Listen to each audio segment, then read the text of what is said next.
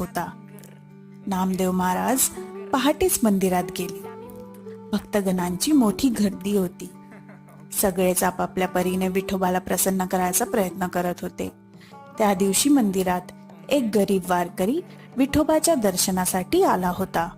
त्याच्याकडे ना चांगले वस्त्र होते ना काही प्रसाद, पण त्याचे हृदय भक्तीने ओतप्रोत भरले होते. जेव्हा तो दर्शनासाठी विठोबाच्या मूर्तीपुढे गेला तेव्हा काही लोकांनी त्याला मागे ढकलले, कारण तो गरीब होता. ते पाहून नामदेव महाराजांना खूप दुःख झाले. तो विठोबावाशी म्हणाला, हे विठ्ठला, तू म्हणतोस सर्व भक्त समान आहेत, मग गरीब भक्ताला तुझे दर्शन का नाही मिळालं? तेव्हा एक चमत्कार घडला. विठोबा स्वतः मूर्तीमधून प्रकट झाले आणि त्या गरीब भक्ताला आपल्या हाताने